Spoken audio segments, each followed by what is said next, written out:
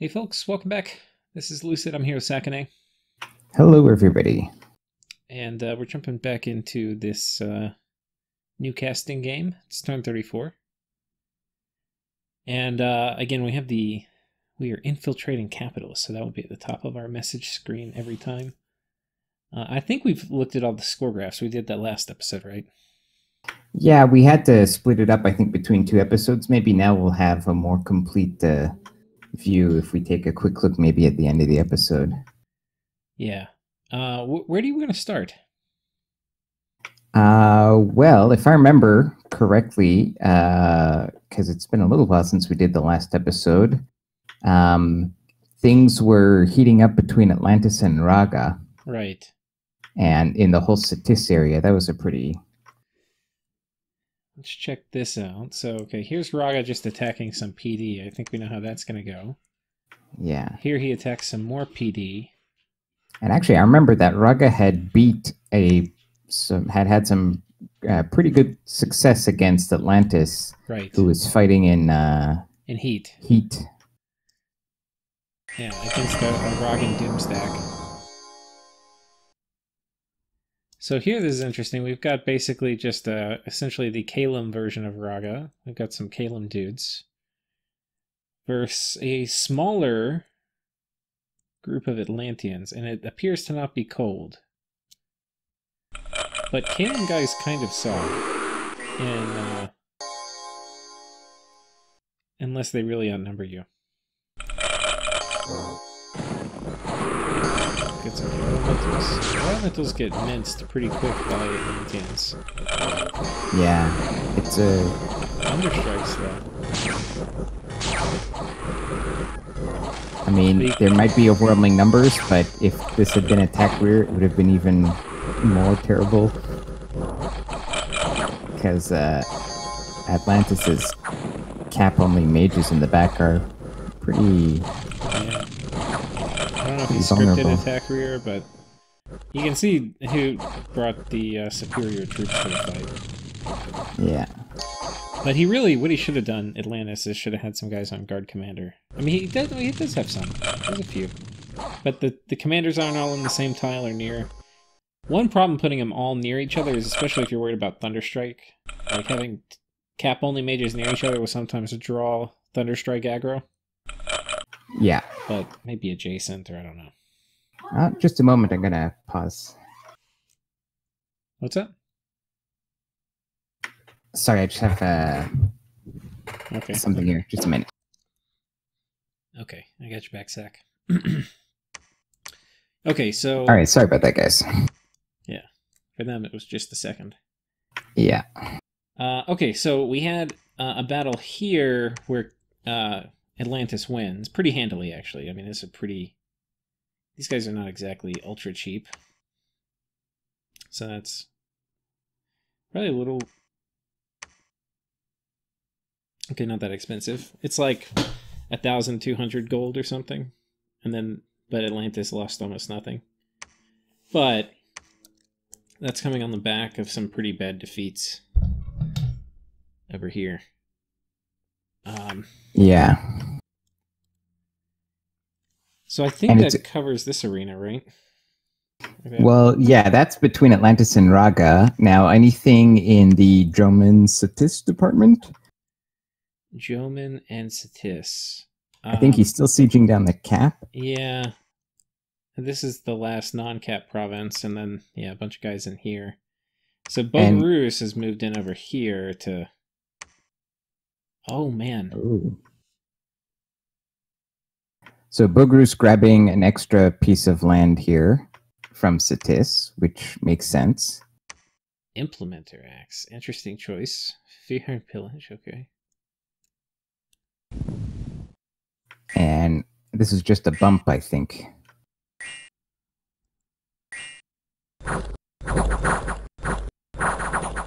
Yeah. Strong, but not strong enough to deal with heavy cav. So an unfortunate bump for Droman. Right. The gear, what did he have? There's an Implementer Axe and what else? Just one other thing.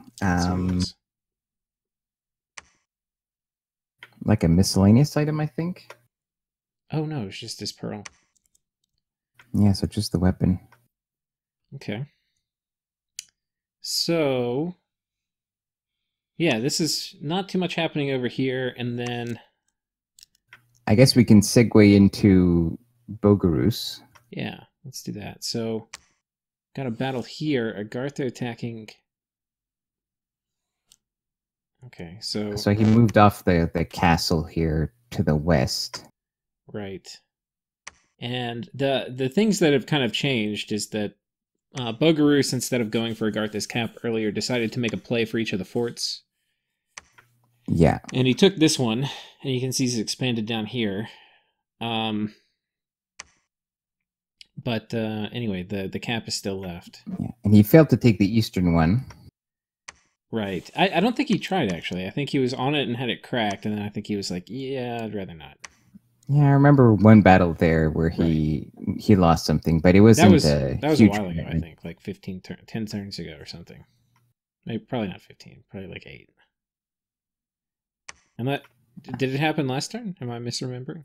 I think it was more recent than we think. Maybe it was a while in real time since we recorded it, but Yeah.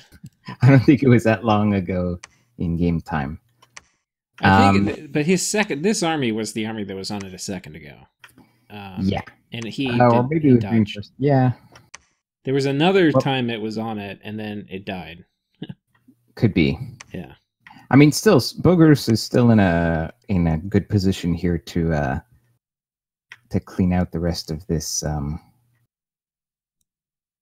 Agartha now. He's lost maybe like at Marignon in the south was able to get one of the southern forts, but nobody else really was able to vulture off of him. So got a horror that Don't came in have a and horror? attacked him here. You know, one thing I didn't remember until a while ago is that these horrors actually have pretty high protection. I had assumed they kind of didn't, but they actually do. They have very high protection. Anyway. but some of them don't, right? Some of them are kind of Yeah, there's some your of them protection. Yeah. But the big, like, legit horror does. I think Gore Tides don't have a ton, but they have some. Anyway. I feel like every game I'm in, somebody else horror harmonica golems me. So, I don't know. Well, you need to start making the horror harmonica yourself. That way, people won't do Yeah. it to you. I mean, that requires going for construction 8. True. It's a major luxury, but So it looks like Golem is not. Bogoroos in his capital. We can see a bunch of firebirds. yeah, he's got fireworks raining down. Okay, guess so anyway, That's this what he's war's been kind of going going. for, yeah. And I guess Marignon is still working on. It looks like Abyssia's walls are finally cracked. Is that right? Oh yeah. Okay. Now I don't know if he'll go in this turn or if he'll wait another turn. He seems to have another army just on the border. Yeah, I'm thinking he waits and probably pings it this turn. But we'll Yeah. see. Utgard with his... I'm just going to tell you guys, there's no way Utgard wins. A player that keeps his cap, or his cap only sacred sitting in his cap this long, it's not going to happen. So if you recall, there's supposed to be a war soon. Right. Between Ulm and Marignon. Ulm and Marignon teaming up against Utgard, if I remember Right. correctly. No. Utgard and Ulm teaming up on Marignon. Marignon. Oh, really? What happened was Marignon asked Ulm if they wanted to go together on Utgard, I think. Or something like that. But however it worked, it ended up the opposite way for Marignon, and they were the one that ended up getting double teamed.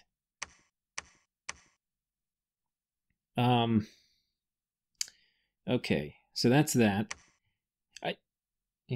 Just if guys do not do this. Yeah. Okay. Just pretend just don't do it. You don't even need to know what you're doing. Just don't keep your cap only sacreds in your cap. Anything but that, please. Okay. Yeah, I went back and checked the messages. You're right. They're supposed to team up on Marignon. Oh, okay. Yeah. So Marignon has got like one turn to like wrap up with Abyssia before he needs to get his shit back on the border. Right. And if he loses this battle with Abyssia, that's going to be bad news bears. Or even if he wins it and takes a lot of casualties. Yeah. But he seems to be well defended on the border with Ulm. Right. And Ulm has finally cleared his cap circle because there was an epic throne in there. Oh.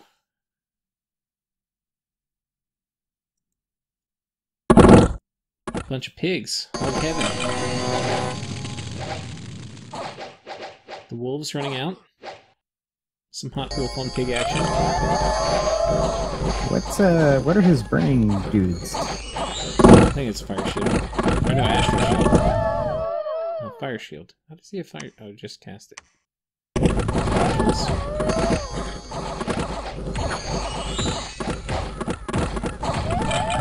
get a massacre here.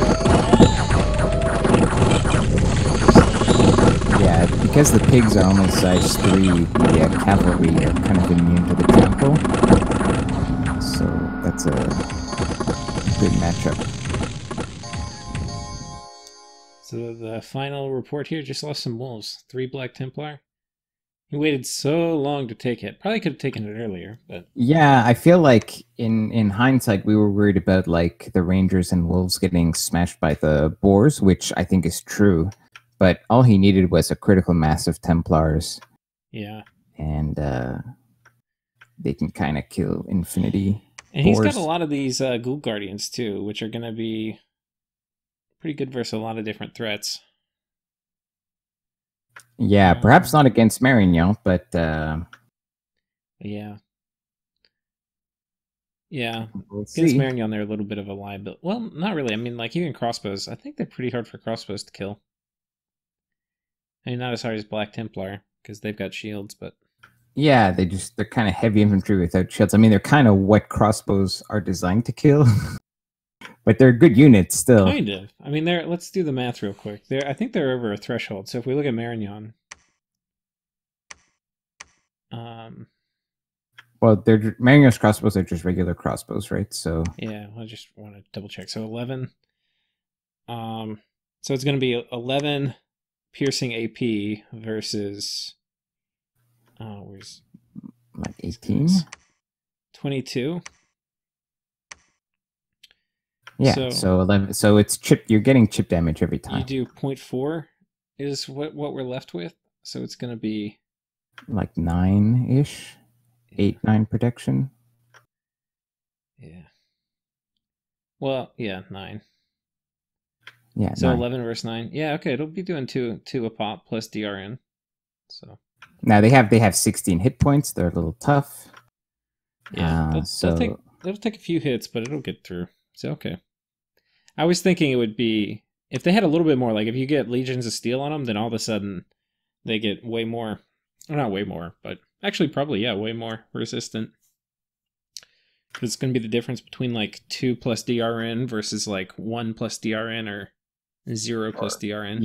Yeah, because even if you get them to 30, then AP like 11, you're still like, AP is bringing you down to 15, and then another, 10% off that, you're down to like 13. So you're always going to be, unless you have a shield, you're always going to take some kind of chip damage from crossbows. But it does make a big difference whether it's like you're 1 or 2 below the prot or 1 or 2 above the prot for human troops that don't have a lot of HP to play with. Well, I'm sure in a couple turns we're going to see this war unfold in all its glory. So I think that's it. Let's go ahead and go to the next turn. What do you say? Let's just check Lemuria quickly, see if anything happened there. Yeah. I think he's trying to retake a bit of land around his cap circle. He's got a few guys on top of this fort, but...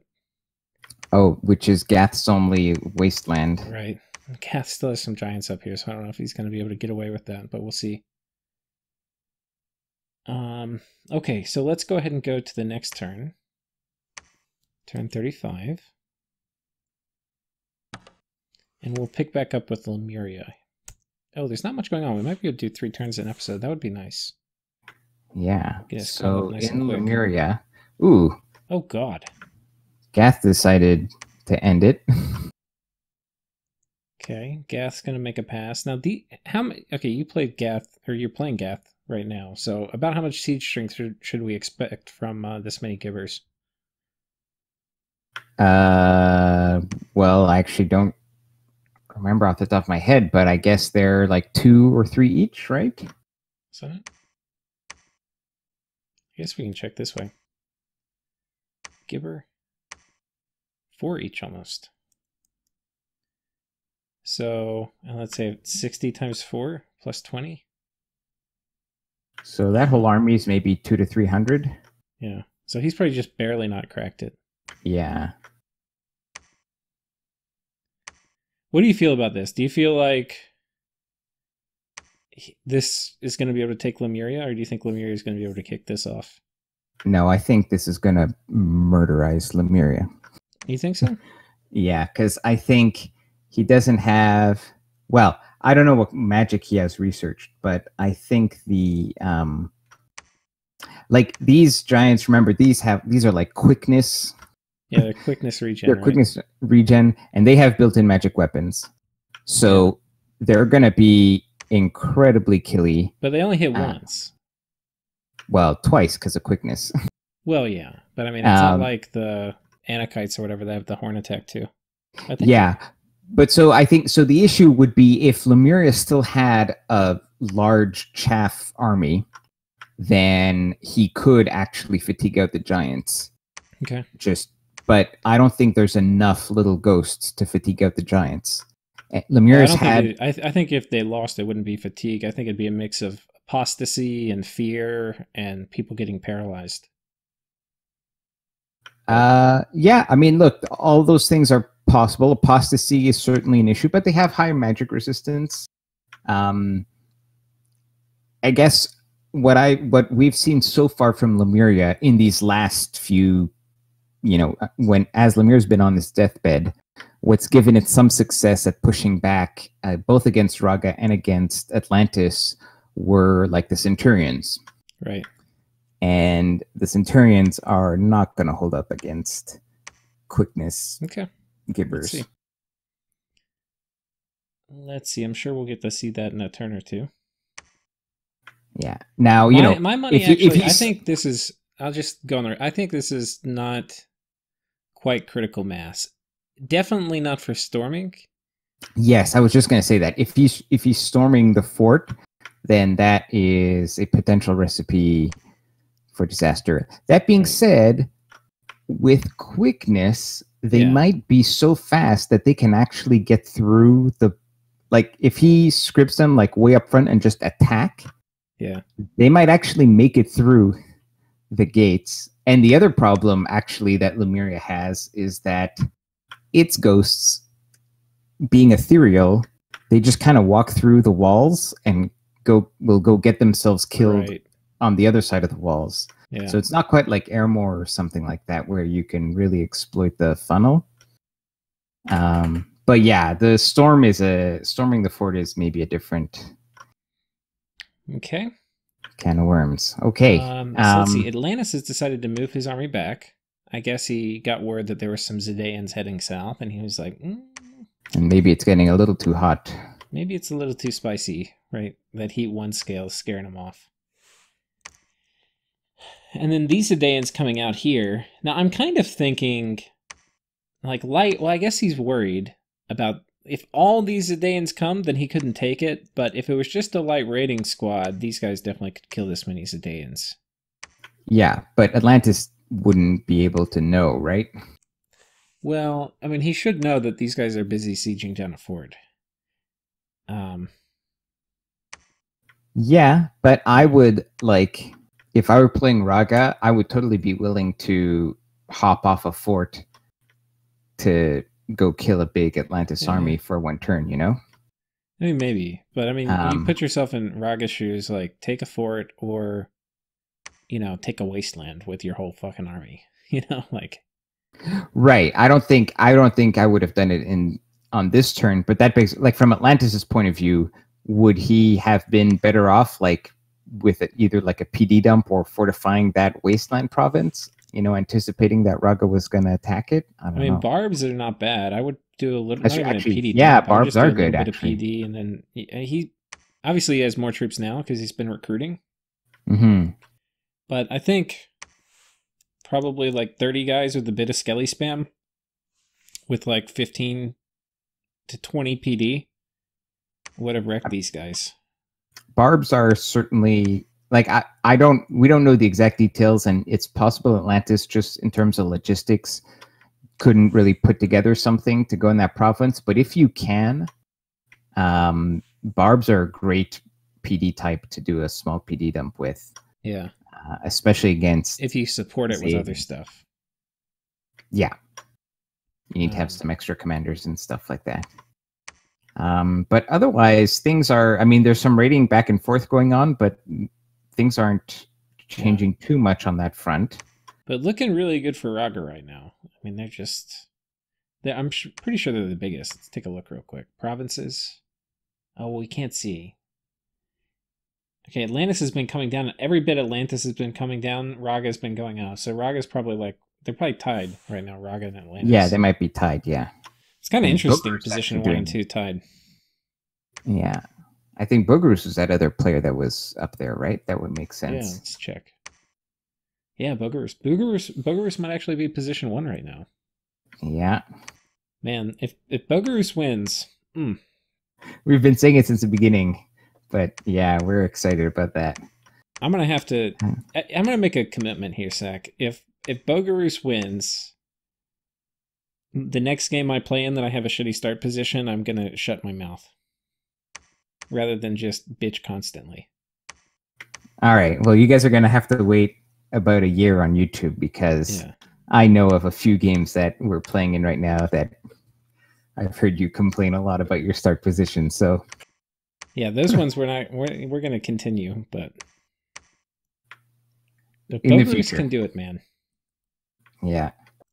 All right. Well, speaking of Bogoroos, honestly, the best thing for Bogoroos is if Atlantis gets eaten by Raga. That will, I mean, while it sucks to have a big Raga, that will get rid of his existential threat.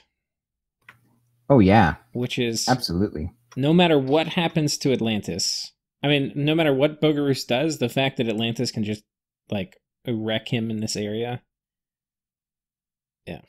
Well, Bogoroos now is also, like, we're starting to get late enough in the game, it's turn 30-something, where you can kind of start, if you focus on it, you could start to develop some ways to go underwater. Yeah. Bogoroos doesn't really have any particularly good way to go underwater. Well, they can get storm demons, which are pretty good. Yeah, exactly. There's like a lot of different paths you can pursue. And now it's late enough in the game that if Raga were eating Atlantis and Atlantis was very weakened, Bogoroos could, on one-on-one, Bogoroos would never invade Atlantis underwater. But if Atlantis is fighting Raga for his life near his capital, then Bogoroos can definitely take back that lake and just make... I'd have to think pretty hard about what tech you need to be able to overcome water elemental spam, but I think it's possible. Yeah. It would take some doing. But right now he's doing fine against his land target. Yeah, let's go check. Oh, Atlantis. Went on top of Atlantis. Not Atlantis. No battle. Yeah, guys, put 1 PD so you at least know what the army is that's about to kill you. Okay, so it looks like we're going to have the final showdown. These guys, clearly there's only one place for them to go. And then I think if you're Bogoroos, I think you double down. I think you bring everybody in for the final battle. Bring everybody in and get ready for the big fight outside the walls. Yeah. Because by now you're either ready or you're not, right? Like... final countdown. Yeah. Now, can we see where his pretender is? Because he was out in one of these provinces last turn. I wonder if he moved him onto the capital.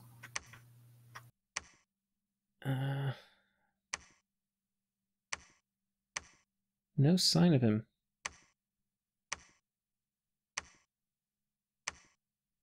Where did he go? He was down. He was right here, right?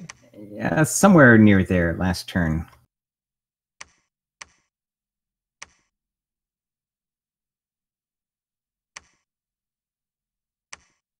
I mean, there's only so many spots you can go. I don't see him. Oh, Keeper of the Bridge. Here he is. Yeah, so he might be also planning to bring the Keeper into this fight. That's going to be a fun battle. Hopefully we get to that this episode, because I don't think there's too much else to cover. Well, let's... Did you check the messages? Do we have anything else? No, there's nothing else. I'm just looking at the map here. It looks like Utgard is moving onto the Marignan border. They have left the capital. I repeat, the Gamherdings have left his capital. So that I guess the timing of their nap must be such that he can attack next turn. But Ulm has not similarly moved onto the border with Marignan. Yeah. But maybe their naps expire at different times, I'm not sure. This is a little tricky. I don't know. Like, if he goes for Abyssea's cap, this is going to one-turn pop this fort. So, I think it's 500. I'm pretty sure this is 500 siege strength. Maybe it's probably not. It might not be. He didn't have the boulder hurlers, which usually you want a few of them in late age.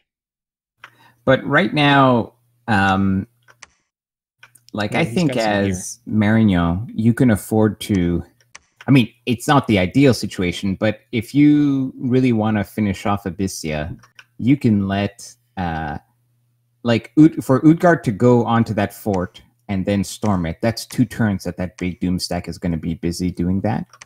Yeah. So in those 2 turns, like on the turn that Utgard moves onto that Plains province, Marignan's going to take Abyssea. Then the next turn, Utgard storms the fort, presumably. Marignan can move his army in range of the fort. And then the turn after, he can just attack back onto it. Yeah. And, so if he doesn't one-turn pop it, it's going to be okay if he storms it this turn. But even if he one-turn pops it, yes, he's giving up the castle, but... I'm assuming Marignan feels he can beat Utgard's army. Now that might be. I mean, yeah. I don't know. I don't know if he can or not. I'm saying I think Marignan thinks he can. Yeah. Right. And in that case, you're just not worried. You're like, yeah, sure, take my castle. We'll just have a fight later, and I'll kill you, and I'll take everything back. All right. Well, let's find out. Let's go ahead and go to turn 36. Turn 36. Let's start again with Lemuria, because I feel like... Is there a battle in Lemuria? I don't think it was popped, right? No, but he wrote out. He's like, to arms, men! Okay, let's see. Let's see if he kits these guys. Oh man, my teammate is beat up. Lost an eye and a chest wound. Never healing wound. Then he's got... this guy who's got heroic quickness, but has a limp and is weak. Weak and not very good against giants. This guy with a limp. They're pretty beat up. This guy with unequaled obesity. Ooh, that's pretty good. Oh, and put squares up so that we can see if apostasy... He brought everybody. He brought his little skelly spamming researchers. Yeah. Okay, now this is a problem. These shades, these are actually really good because they do armor negating damage. Yeah. You don't want them in the front. So let's take a look at the Gibbors. Yeah, so these Gibbors all buffed up. Oh, shit, they're all starving. Ooh, they're starving. Oh no. Man. This one is Battle Fright too. All right, let's pick it. But they're all like wrecked. Oh my god, Holy they're all starving. They've been starving. What is going on? Wait, check the guys in the back line. Like, they can't all be like this, right?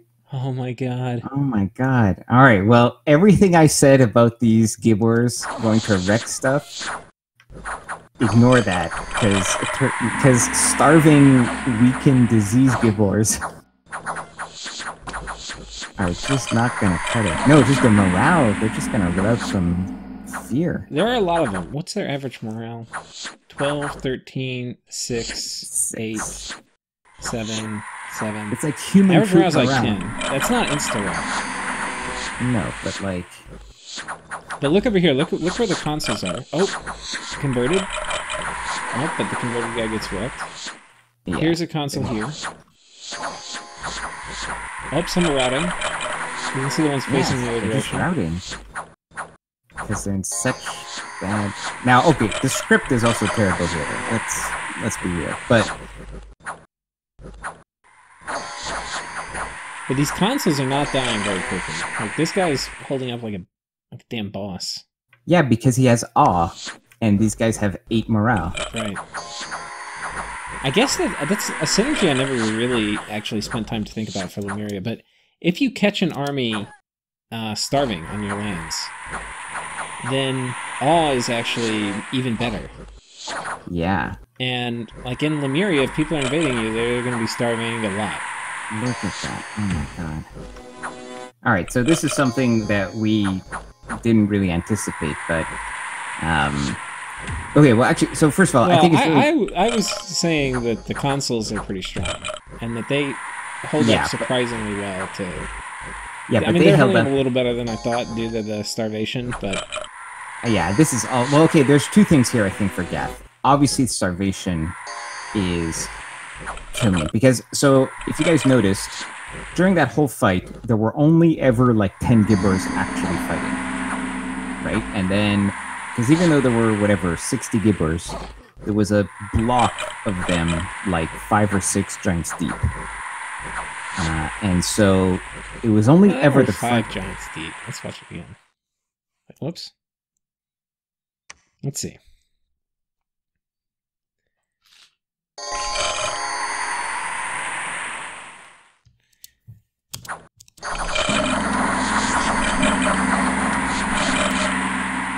Okay, there occasionally you get 5.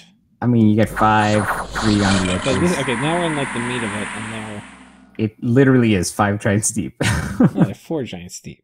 All right, fine. 2, yes, 3. you're right. There weren't that many giants. But so the point is, so he's got. You look at the army, and you're like, oh shit, like 80 gibbors or whatever it was, 60 gibbors. But unless you script them properly, 80 gibbors is actually only 20 gibbors, right? Or 80 giants, whatever giants you're fighting. The battlefield is only so wide.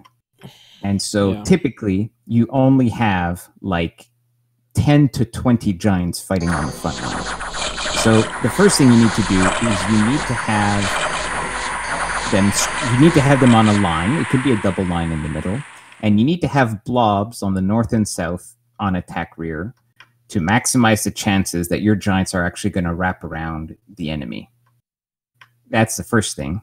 Yeah. The second thing is that in this case in particular, because they're, first of all, don't be starving. That's okay. Let's agree on that. But in this case, what happens is you have 20 gibbers fighting on the front lines, and literally there are 40 gibbers whose only job in life is to take morale checks and fail them and run away. Right? They have like three-quarters of the giants in this There's some battle. justification to having some depth, because what will happen is, like, the parts of fear, like the fear... What is my dog doing? My dog is... I'm like, what is my mouse doing? My dog has... I've got, like, 2 mice. One is, like, laying on my bed. My dog's on my bed. He's, like, playing with my mouse. Learning how to play the minions. So the fear aura, it's going to lower morale. So if everybody is on the front line in range of morale in a squad, the average morale for that squad's going to drop pretty low. So there's some value in having people in the squad that are not on the front line taking the morale checks, or losing the morale. Right. Yeah, I see what you're saying. But in this case, given how his squads were... Anyways, in that particular fight, the starving giants in the back contributed absolutely nothing. So for all intents and purposes, that was a battle against 20 gibbers, who were also, by the way, starving, and therefore their morale was terrible. So And the awe, it makes a huge difference, guys, because so awe is a morale check, right? And it's a morale check versus like 12 plus the value of the awe, right? Or something. I forget the exact number. Yeah, something like that. So if you have, and his awe is from a bless, right? There's no 12, I don't think, is there? There's a 10. Sorry. Okay. It's their morale versus like morale 10 plus 12 awe. Plus awe. Yeah. Okay. Yeah. So if you have because this is awe from a bless, it's only awe 1, right? So if you have a normal unit or even a average, slightly better than average unit with 13 morale, then even against a unit with awe, they're going to hit 50% of the time. Now, of course, you have defense and other things that could mitigate, but awe is only going to block like 50% of things if you have an even DRN. But Zach, I just want to call to your attention this was a stop. And it could have been, I mean, I think Gath could have won, especially if they weren't starving. And they'd gotten to the back lines, but they didn't even kill one console. Yeah, but this is what I'm saying about the awe. If your morale, the difference between going in there with like 17 morale versus 8 morale is like almost like a... Well, okay, but the starvation penalty isn't 17 to 8. The starvation penalty is... This guy's got 6 because he's also got Battle Fright. But... like this guy's got 11, right? So the starving's only 4. But he also gets a -1 from Hostile Dominion. Sure, yeah, so he was going to have that no matter what. So -4 is if you're like... The difference in percent chance, like on the DRN table, going from like, let's say, +2 above neutral to -2 above neutral is like going from 2/3 to 1/3 chance, or maybe 75 to 25% chance, like roughly. It's like a factor of 3 at minimum difference, right? Like you're going to they went from 17, which would have been 5 above, to 11, which is 1 below. So they would have been, like before they probably would have had a 75% chance to hit. And now they've got like a 25 or 30%. No. They went to like a 40, probably like a 40% chance to hit at 11. Now the guys who also had Battle Fright or who had sat in the Fear Aura for longer, they're going to have lower, but... Right, but they were always going to have lower... But, yeah. So and still, when you look at like how many times are they actually hitting, 75 to 40, yeah, it's about a 50% reduction probably. Yeah, I think that... but I think it was not super simple. Like, and Lemuria didn't do anything fancy. So... Yeah, I think this army... If Lemuria did fancy stuff, it could have been worse. Yeah, I think this army, with the right script and not starving, I think they would have won. Yeah, this army, if it attacked me on turn, I mean, even if I was beaten down to this small, that wouldn't have killed me. But I'm not on turn 36. Because, yeah, anyway. Now, this is also interesting. If they brought death mages, then maybe, but yeah. Yeah, so this is also interesting because Gath has been wandering around in... What this means is that Gath has been wandering with this big pile of Gibbors in Lemuria's lands, starving for like 20 turns. Well, look, I mean, these forts have no population. You remember we were talking about it. These forts... Yeah. We're like, why did he even get them? He got this one, which was important. Well, we think it used to be a problem. I think he got them because he wanted the wasteland province. But if he preached it and got this one, that's the only thing that matters. These ones are... I mean, he needed this, I guess. Yeah, he needed that. He needed the wasteland. But what I'm saying is, he's been walking around in there, like, you have nature mages as Gath. Yeah.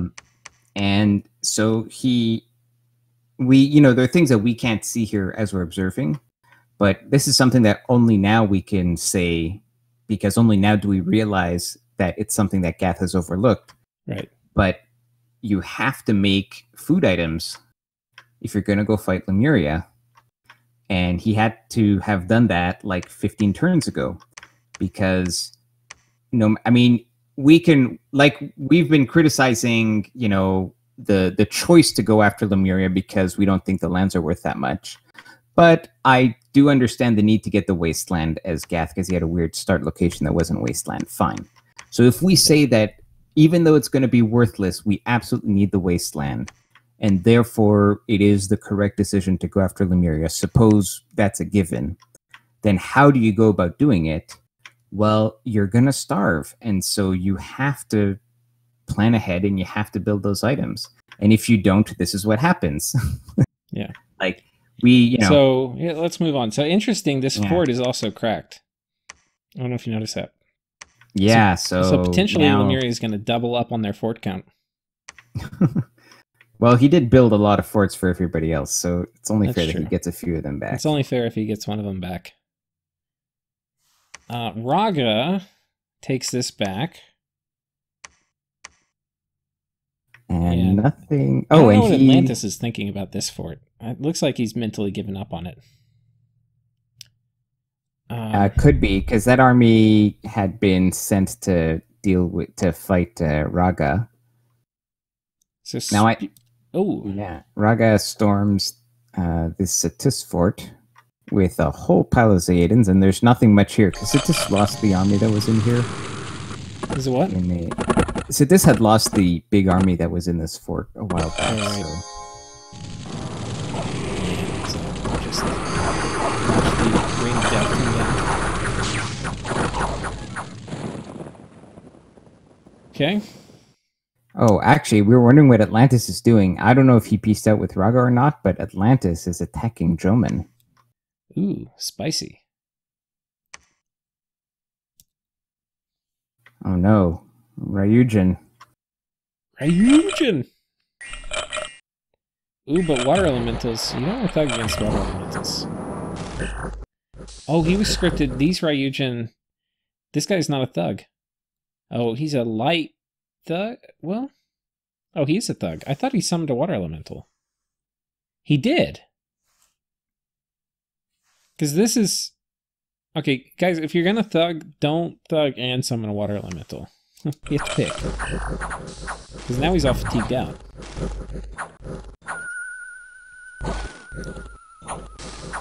Oh, he's so lucky this water elemental didn't actually get next to him. Maybe it flies away. Oh, it flies away. That's only because that water elemental didn't get next to him.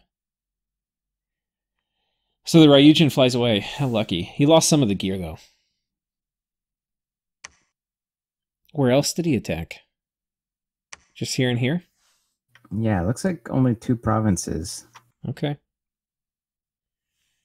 So, Joman. Atlantis What's going on with Joman? Joman's got... He's still hoping to take Sitis. So he's cracked it this turn. Oh yeah, finally. Now who knows how many assassinations he's suffered while sieging that down. But Atlantis seems to have completely demilitarized his border with Raga, so I wonder if a deal hasn't been reached there. Yeah. It does look like they've made a deal. Because there were no further Raga attacks this turn. Yep. Yeah, I think you're right. I think there's probably a deal that's been made. Oh, man. So Joman now, like, even if he wins against Sitis, I feel like it might be a bit of a Pyrrhic victory, because, you know, he doesn't really have... I guess he has some stuff. He could defend. But... Yeah, but then Raga... Like, they might have made a deal, and then Raga might be taking Sitis from Joman, and Atlantis will take the rest of Joman. Yeah. That would make sense, too. Because now, I mean, this was Joman's problem getting into this war with Sitis, is what's he going to do when Raga turns on him after he's enveloped him? Yeah, well, before Raga, the enveloping motion from Raga was pretty bold. Yeah. I don't think Joman imagined he would be in this position. Right. But these things happen. It's worked out for Raga. Raga's huge. Absolutely. Okay, so we've right. seen everything Joman's involved in. We've seen everything Raga's involved in. I guess moving east. Looks like Abyssia. Oh! I don't want to spoil it, but okay, let's see what happens. So, on this side, we have the Proud Army of Marignan. On the front line, we have a bunch of crossbowmen to get those first shots off. Then we've got some swordsmen with great swords. Oh, it looks like, was there some starvation? No. No, they're just veterans. Just been in combat. But they have a Z. Do you think we're going to get to see some fireflies, Zach? Well, I'm sure we will, but he looks pretty wounded. What are his afflictions? Limp, never healing wound, and chest wound. That's a pretty bad combo. Yeah. All right. Fireflies. Z, do not disappoint us. There we go. Nice. Let's check these guys out. Devastating. This one guy got lit up for 10 damage. Do the second volley. 4 damage. Somebody got caught on fire over here. Okay, by the way, guys, so if you're getting attacked as Abyssia, ideally by turn 30 something, you have concentration 5. Trying to take an Abyssian forward. For an Abyssia that's like, F you, I'm going to put all my fire gems that I've had from all game into fire elementals. It can be very, very painful.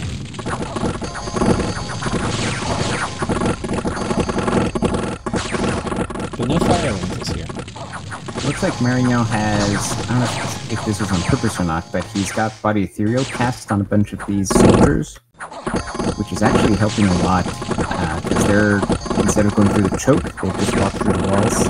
Oh, nice. And they started getting rid of the people, the archers on top. I didn't notice that, but that's really cool. Very cool. Dude, Z did so much damage, though, with these troops in the bottleneck, and then him just casting fire breath right through him. Okay, now most of the front line is routed from the fire breath. Crossbows. But I think he's fatigued out. Oh, no, he's not. He's just slowed from crippled. He closes in, and he does not have much. He's stunned now from something. He's muted too. Just from the spells, yeah.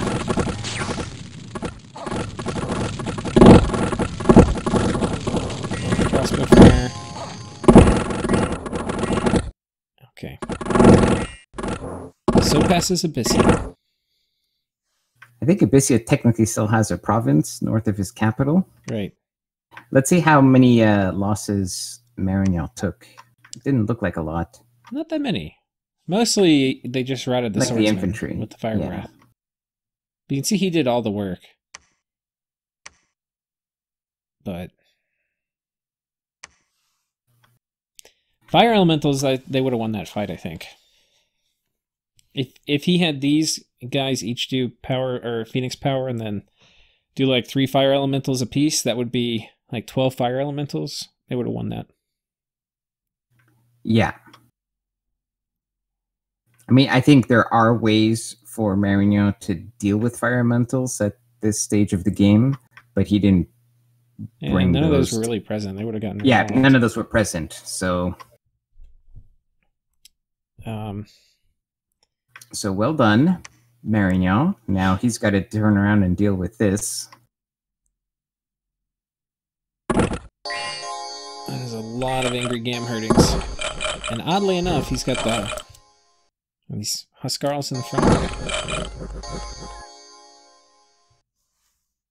And he did one turn pop it. 500 siege strength at least.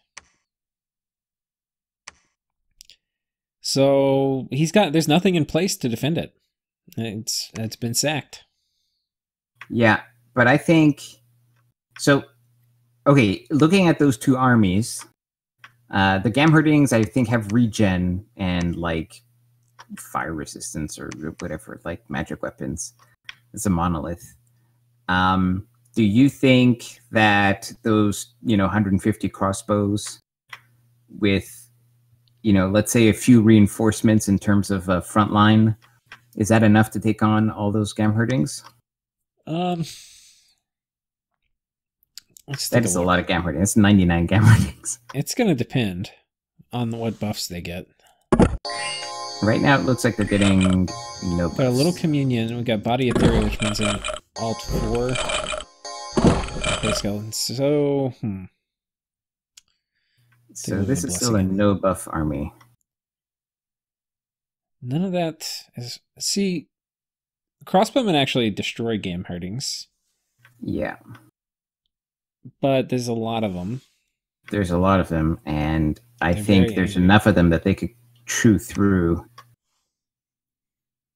a lot of. I think the problem is that Marignon has a predictable move right now, which is right here.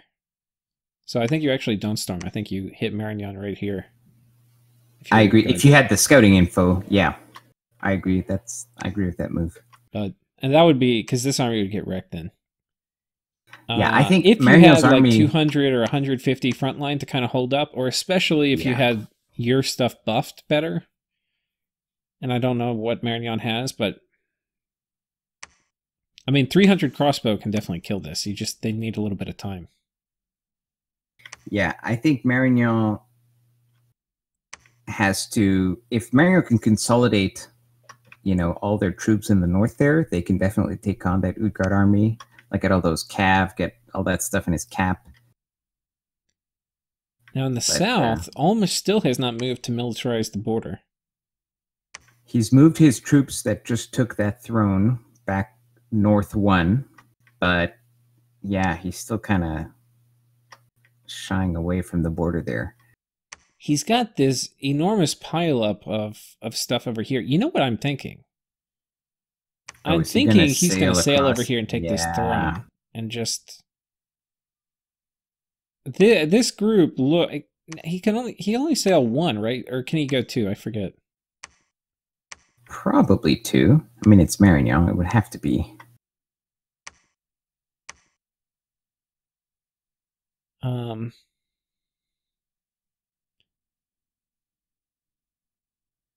I forget how that works. I don't really play Sailing Nations very much. Yeah. No, I think that's exactly what he does, because from that side, he can then, first of all, that's a valuable province. Right. And then that can force Utgard to move back with his army to defend his cap. Right, he can check his cap, and then that army. Yeah. Yeah, that's the move. And the same thing is true for Ulm. Because he can sail across that little lake south. I'll take this. Or even the throne. Like, actually, he doesn't have to sail. He could just move southeast and get that throne. Well, Ulm has a big army here. Yeah. Well, it's mostly wolves. Okay. So this is interesting. Not much is happening right here, but we'll see what happens. And my guess is that we see a consolidation of Marignon's troops here. These guys move here, and then he's got an army here and here, which he'll, I guess, try to go. It's so dicey moving in from 2 different points, though. But I think that's what we'll probably see. Yeah, I don't know what magic Marignon has researched. I'd like to see what he's going to bring in terms of chaff. Now here we have the final stand for Agartha. So he's got some alchemists, no gems. Okay, this guy has some gems, so presumably that's earth elementals or legions of steel or something. Yeah, it was only an earth 1 though. Skelly spammers.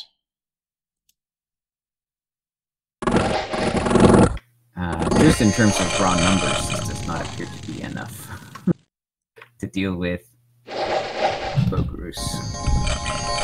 Yeah. Okay, the formation's a little wonky. Apparently he forgot he had these guys on attack and everybody else on attack. Yeah.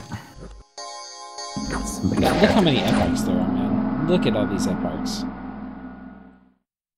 Just look at all those. Yeah. The banishment coming down. Yeah. Skelly spam is... Although, you know, what's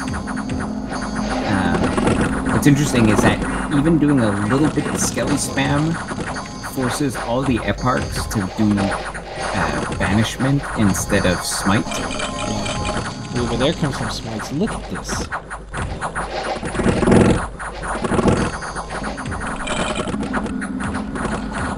Okay. Yeah, every time they do a wave of Skelly spam, the smites stop. But here come the smites again? Yeah, I saw a couple land. The truth is, there's so much heavy cap here that even without the smites, they would probably eventually, you know, all get surrounded and die if the commanders don't get routed from attack rear. And the heavy cap has successfully flanked the enemy too. Yeah, just raw numbers. Yeah, look, it's like these cave drakes normally take so long to kill because they're 22 protection. But you just see like 4 smites come in and pummel one in a turn. Yeah. Yeah, you just really follow those orange beams. Yeah. And just watch those units get deleted. It looks like the orbital... What is it? The orbital cannon from Command & Conquer? Yes. You're right, that's exactly what it is. Oh my god, look at it.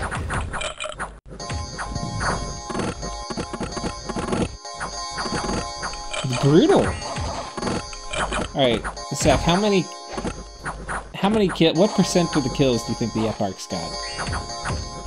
Well, it's tricky because in terms of total HP damage, I'm sure they did a huge amount. But how many actual kills they got is probably not going to show up as being very high. Although, because they killed all the skeletons from the Skelly spam, that might pad their numbers a bit. I'm gonna go with at least 50%. All right, 50%. Yeah. Oh, that's ambitious. Okay, 84. Okay, not quite 50, but they got as many as the Melia Drazina. Yeah, yeah. But I think in terms of hit point, like damage done, although, I mean, obviously the Melia Drazina did a ton of work too with the flanking. And yeah, but a lot of these were like the archers and stuff too. Yeah, exactly. Killing the cave drakes. No, the eparchs definitely did some solid work there. Yeah, it's kind of cool because I've never played Bogoroos, but I did, like, in my national overview, right? I did on them. I kind of really hit on the eparchs about how they're a really key component for Bogoroos getting through like early mid game or early game. Just because they come online so quick and you get 1 per turn. Yeah, they are. Cool seeing it used because for me it was all theory. Yeah, it is cool. I think this is actually a great time to use them because by turn 30, you could have like Storm and Thunderstrike, for example, communions, right? Because you got good air astral communions as Bogoroos. So, you know, if he hadn't gone for a lot of eparchs, now I think you should, but if he hadn't gone for eparchs, he could have substituted in like a little Thunderstrike communion here. Yeah. With similar results. But this is exactly, you know, you used eparchs maybe in the early game, you recruited them, now you've got 20 of them lying around. Have them follow your army. Yeah, the nice thing about it, so, okay, he can spam out if he wanted to. I don't know if he did, Sermon of Courage, which is nice.